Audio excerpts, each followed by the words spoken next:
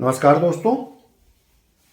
लगभग 10-12 दिनों बाद ये मैं एक नया वीडियो अपलोड कर रहा हूँ। आप लोगों की परीक्षा निकट है। लगभग 18-20 दिन बचे हुए हैं और इसमें आपको अपने सामान्य अध्ययन, फाइनेंशियल रूल्स एवं हिंदी, इन तीनों प्रश्न पत्रों को तैयार करना है। आप लोगों के कमेंट्स लगातार मैं 10 दिनों से पढ़ रहा था।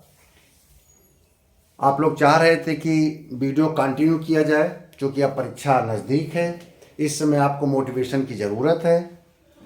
आपके कोई भी आशंकाएं हैं या जिज्ञासाएं हैं तो उसको आप लगातार पूछ रहे हैं। लगातार एक प्रश्न उठ रहा था कि यूजीसी के संबंध में या हायर एजुकेशन के संबंध में कैसे प्रश्न बनते हैं या बन सकते हैं, उस पर एक वीडियो बनाऊं। तो उस पर एक वीडियो नहीं बल्कि एक से अधिक वीडियो बनेंगे और थोड़ा थोड़ा, क्योंकि एक वीडियो की एक लिमिटेशन होती है, 15 से 20 मिनट से ज़्यादा वीडियो नहीं बन पाता है। तो मैं आपको बता दूं, आपके स्क्रीन में आप देखिए जो महत्वपूर्ण और इम्पोर्टेंट मुझे क्वेश्चन लग रहे हैं। उसमें 3 बड़े प्रश्न हैं जिसमें ये आ सकता है यूजीसी क्या है, यूजीसी की स्थापना कब हुई, इसका मुख्यालय कहाँ है, इसके कार्य क्या हैं और इसके कौन कौन से अंग हैं। ये क्वेश्चन बन सकता है, तो आप इस प्रश्न को लिख लीजिए। दूसरा क्वेश्चन बन सकता है भारत में उच्च शिक्षा की वर्तमान स्थिति, मुख्य चुनौतियां, सुधार के उपाय। भारत की जगह उत्तर प्रदेश भी आ सकता है। उत्तर प्रदेश में उच्च शिक्षा की वर्तमान स्थिति, मुख्य चुनौतियां, सुधार के उपाय। तीसरा प्रश्न बन सकता है राष्ट्रीय शिक्षा नीति 2020 का विस्तृत वर्णन कीजिए, विश्लेषण कीजिए। इस पर एक बन सकता है क्वेश्चन लॉन्ग। इसके अलावा महत्वपूर्ण टिप्पणियों में कुछ भी आ सकता है। नैक पर टिप्पणी आ सकती है, रूसा पर टिप्पणी आ सकती है, एनईपी यानी कि नेशनल एजुकेशन पॉलिसी पर टिप्पणी आ सकती है। विश्वविद्यालय के बारे में पूछ सकता है कि कितने प्रकार के विश्वविद्यालय होते हैं।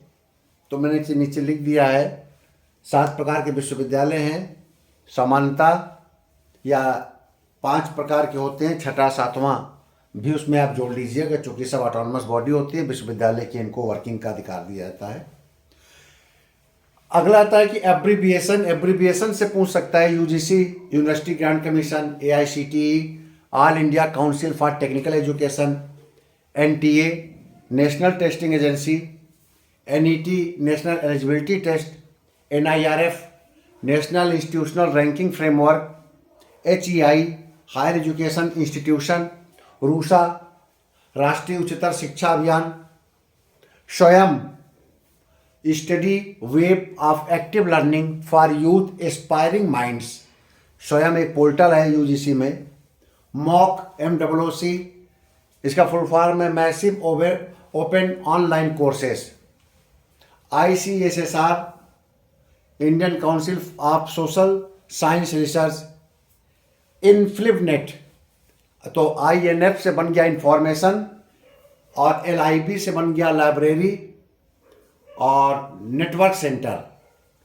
अगला आता है JRF, junior research fellowship. SET, state eligibility test.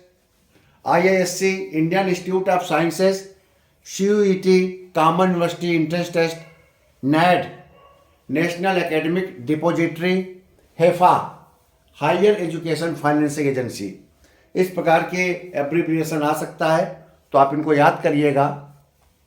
देखिए, इस पर आप अगर चाहेंगे इनमें से कोई प्रश्न का उत्तर अगर आपको नहीं मिलेगा तो नेक्स्ट वीडियो पर मैं इस पर विस्तृत चर्चा कर लूँगा और आप इसको नोट्स बना लीजिएगा। बशर्ते आपको टिप्पणी में आप लिखिएगा, आप कमेंट्स कीजिएगा कि जो लॉन्ग क्वेश्चन है इसको मैं आपको विस्तार से बता दूं, इसके जो मेन पॉइंट्स हैं इनको बता दूं, तो मैं अगले वीडियो में इसको बताऊंगा। इस वीडियो में मैं केवल आपको इसके बारे में बता रहा हूं कि हायर एजुकेशन यूजीसी के बारे में कैसे क्वेश्चन बन सकते हैं। एक टिप्पणी आ सकती है HRD पर, ह्यूमन रिसोर्स डेवलपमेंट जो मिनिस्ट्री है उस पर भी आप आ सकता है, HRD भी लिख दीजिएगा। उस पर भी एक टिप्पणी आ सकती है, उस पर भी टिप्पणी का उत्तर लिखा जा सकता है 100 या 50 वर्ड्स में।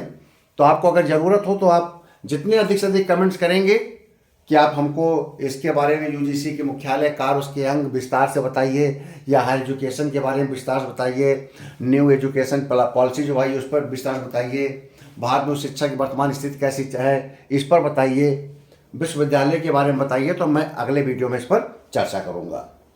अब आते हैं हम बात थोड़ा सा चर्चा करें आपकी तैयारी के संबंध में। देखिए आपके पास समय बहुत कम बचा है, जैसे कि आप लोग चाहते हैं कि आपको हम थोड़ा मोटिवेट करें। ये परीक्षा में आप सभी लोग एक जैसे हैं और सभी के लिए अनएक्सपेक्टेड डेट है। कोई भी तैयारी नहीं करता है जब तक कि डेट नहीं आती है, और हमेशा अभ्यर्थी के लिए अनएक्सपेक्टेड ही रहता है। 2 या 3 मार्च की जगह यार 2-3 मई भी कर देते तो भी ये लगता कि यार ये तो एग्जाम जल्दी आ गया। तो सभी अभ्यर्थी एक जैसे प्रगति के हैं, सभी अभ्यर्थी सरकारी नौकर हैं, सभी अभ्यर्थी 7 से 10 साल की नौकरी कर चुके हैं, सभी अभ्यर्थी पारिवारिक जीवन जी रहे हैं, और सभी अभ्यर्थी एक जैसी परिस्थिति में जीवन जीते हैं। तो जब सभी अभ्यर्थियों की परिस्थिति एक जैसी है तो सभी अभ्यर्थी की तैयारी की सिचुएशन और पोजीशन भी एक जैसी होगी। इसलिए अब से जब से ये डेट आई है पिछले 10 दिन, जिन लोगों ने 10 दिन के अंदर अपनी स्पीड को पकड़ लिया है और अगले 15 दिन अपनी स्पीड को दूना कर लेंगे, वो अभ्यर्थी अंतिम रूप से सफल हो जाएंगे, चाहे उन्होंने 15 दिन से पहले पढ़ाई की थी या नहीं की थी। अगर उन्होंने 31 जनवरी के बाद उन्होंने अपनी स्पीड को पकड़ लिया है जब से डेट आई है, और इधर आपने 10 दिन अच्छे से पढ़ लिया है, और अगले 10 दिन 15 दिन आप अगर इस पढ़ाई को डबल स्पीड से कर लेंगे तो आप सफल हो जाएंगे।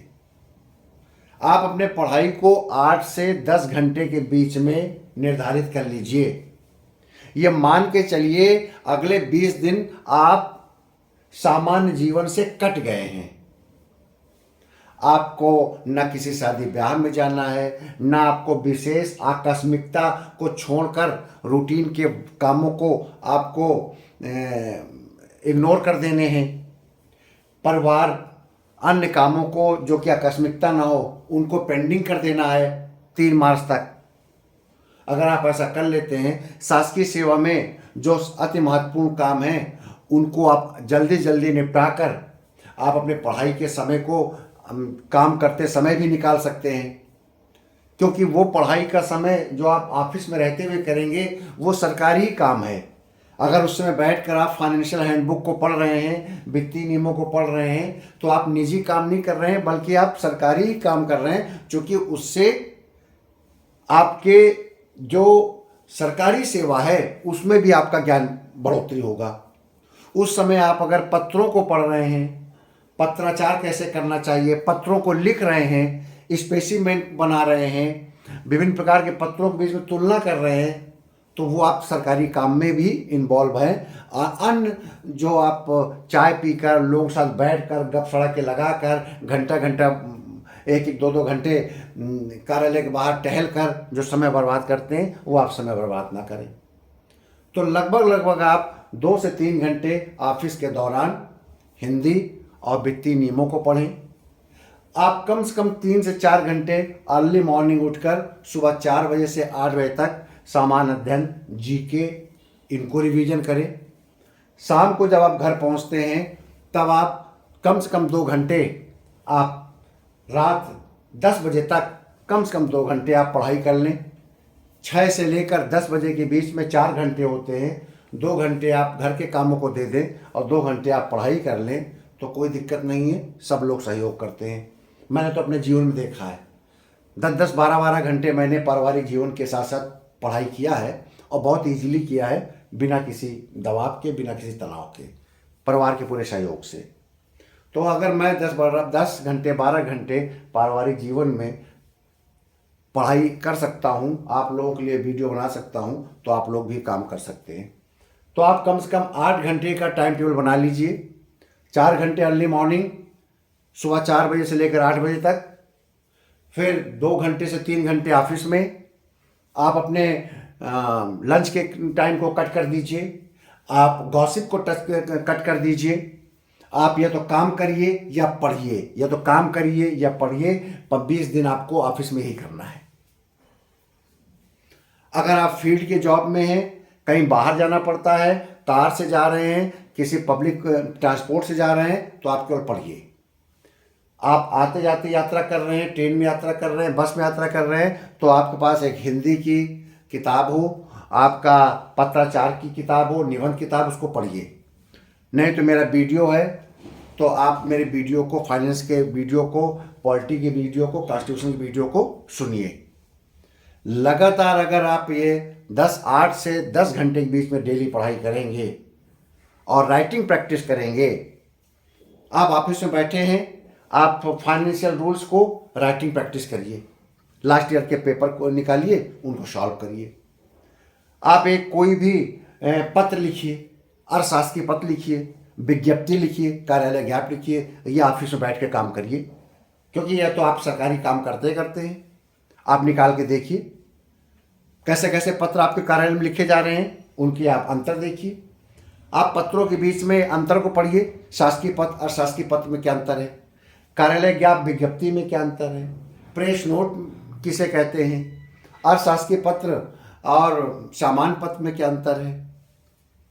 ठीक है, तो इस प्रकार से आप अगर अपने आप को अभी से, आज से भी अगर लगा लेंगे, डिवोट कर लेंगे, तो आप सफल हो जाएंगे। तो आप अगर चाहते हैं कि यूजीसी और उच्च शिक्षा के संबंध में ये जो सामने आपके स्क्रीन में इसको थोड़ा विस्तार से बताया जाए, तो यदि आप 15 से 20 कमेंट्स कल सुबह तक कर देंगे, तो मैं शाम को एक वीडियो इस पर विस्तार से दूंगा। और मेरा ये मोटिवेशन कंटिन्यू चलेगा जब तक कि एग्ज़ाम नहीं होगा। अब ये वीडियो रेगुलर स्टार्ट हो चुके हैं, अब इसका सतत वीडियो लगातार आपके एग्ज़ाम के दिन, एग्ज़ाम को जो तिथि होगी उसके एक दिन तक लगातार आएगा। आपको मोटिवेट करता रहूँगा, क्योंकि सितंबर 2024 से लगातार मैं आपके साथ जुड़ा हूँ। तो अब इस समय ऐसे मौके पर जब आपको मेरी सबसे ज़्यादा ज़रूरत है, तो मैं आपका साथ नहीं छोड़ूंगा। अब वीडियो कंटिन्यू रहेंगे और लगातार रहेंगे, बशर्ते आप लोग कंसिस्टेंट तरीके से आप पढ़ाई करें। किसी भी बिंदु पर, किसी भी विषय पर आपको कोई मेरे परामर्श की, सलाह की ज़रूरत हो, तो कमेंट्स करना मत भूलिएगा। मेरे इस वीडियो को लाइक करिए और सब्सक्राइब करिए, ज़्यादा से ज़्यादा लोगों के साथ शेयर करिए, ताकि ये जो आपका बिना किसी लाभ का ये जो मेरा चैनल है करियर एंड मोटिवेशन, ये अधिक से अधिक नीडी अभ्यर्थियों के बीच तक पहुंच जाए और उनको मेरे वीडियो से, मेरे चैनल से जो लाभ प्राप्त हो, उससे मुझे भी बड़ी खुशी होगी। बहुत बहुत धन्यवाद।